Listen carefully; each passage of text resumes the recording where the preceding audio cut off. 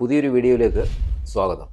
നമുക്കിന്ന് നമ്മുടെ സർവകലാശാലകളെ പറ്റി ഒന്ന് പരിശോധിക്കാം. കേരളത്തിൽ 13 സർവകലാശാലകളാണുള്ളത്, 13 യൂണിവേഴ്സിറ്റികൾ. ഒരു കാര്യം നമ്മൾ മനസ്സിലാക്കണം, കഴിഞ്ഞ കുറേ നാളുകളായി കേരളത്തിലെ വിദ്യാർത്ഥികളും അധ്യാപകരും രക്ഷിതാക്കളും നാട്ടുകാരും ഒക്കെ പറയുന്ന ഒരു സത്യമുണ്ട്.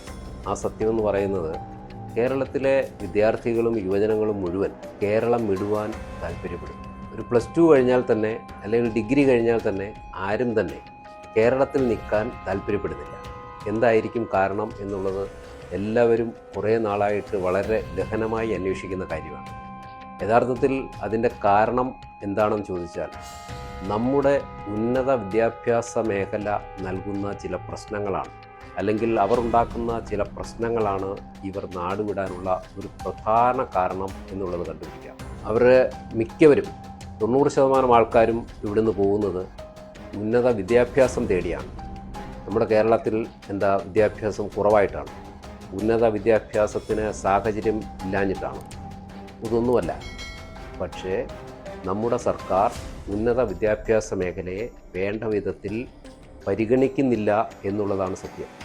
ഞാനിത് പറയാൻ കാരണം, കേരളത്തിലെ 13 യൂണിവേഴ്സിറ്റികളാണുള്ളത്, 13 സർവകലാശാലകൾ.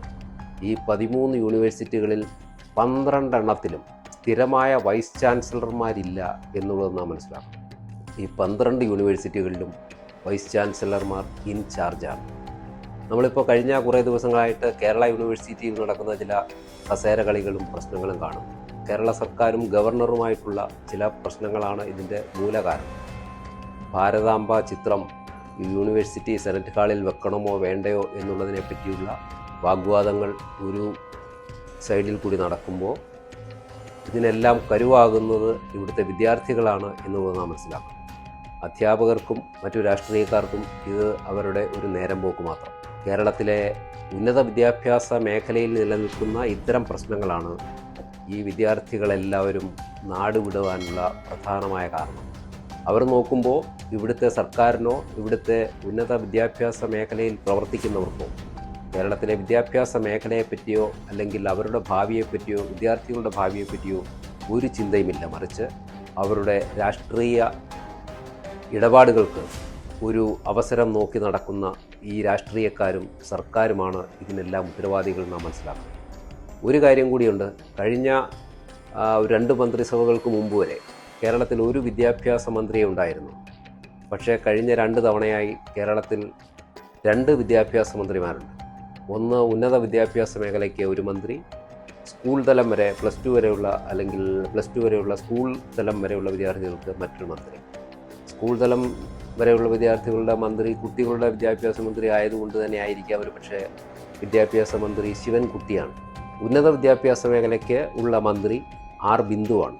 അവർ ഒരു ഉന്നത വിദ്യാഭ്യാസ മേഖല കൈകാര്യം ചെയ്യാൻ ഉതകുന്ന രീതിയിൽ അല്ലെങ്കിൽ ഒരു റിട്ടയേർഡ് പ്രൊഫസർ കൈകാര്യം ചെയ്യുന്ന രീതിയിലാണോ അവരുടെ ഒക്കെ ഓരോ സംസാരങ്ങളും കാര്യങ്ങളും എന്നുള്ളത് ജനം വിലയിരുത്തട്ടെ. ഞാൻ അതിനെപ്പറ്റി കൂടുതൽ പറയാൻ ആഗ്രഹിക്കുന്നില്ല. പക്ഷേ ഒരു കാര്യമുണ്ട്, ഇവരെല്ലാം കൂടി ഇവിടുത്തെ രാഷ്ട്രീയക്കാരും ഈ സിൻഡിക്കേറ്റ് മെമ്പർമാരും സെനറ്റ് മെമ്പർമാരും യൂണിവേഴ്സിറ്റിയിലെ ഉന്നത മേഖലയിൽ വർക്ക് ചെയ്യുന്നവരും കേരളത്തിലെ ഭരണകൂടം കൂടി ഈ വിദ്യാഭ്യാസ മേഖല നശിപ്പിച്ചുകൊണ്ടിരിക്കുകയാണ്. അതിനൊരു പരിഹാരം കാണേണ്ടത് തീർച്ചയായും അനിവാര്യമാണ്. ഇല്ലെങ്കിൽ നമ്മുടെ കേരളത്തിലെ മുഴുവൻ കുട്ടികളും അടുത്ത 5-10 വർഷം കൊണ്ട് കേരളം വിടുന്നൊരു സാഹചര്യമുണ്ടാവും. ഇപ്പോൾ തന്നെ എഞ്ചിനീയറിംഗ് കോളേജുകളിലും ഒക്കെ സീറ്റുകൾ 100 കണക്കിന് കാലിയായി കിടക്കുന്ന കാര്യം നമുക്കറിയാം. അപ്പോൾ ഇത്തരം വിദ്യാഭ്യാസ മേഖലയിലെ പ്രശ്നങ്ങൾ പരിഹരിക്കുവാൻ, അതിന് പരിഹാരം കാണുവാൻ യഥാർത്ഥത്തിൽ ഇവിടെ ആരുണ്ട് എന്നുള്ളത് ശക്തമായ ഒരു ചോദ്യമാണ്. ആ ചോദ്യത്തിന് കൃത്യമായ ഉത്തരം നൽകുവാൻ ഇവിടെ ആരുമില്ല എന്നുള്ളതാണ് സത്യം. മറ്റൊരു വീഡിയോയുമായി വീണ്ടും കാണാം. നമസ്കാരം.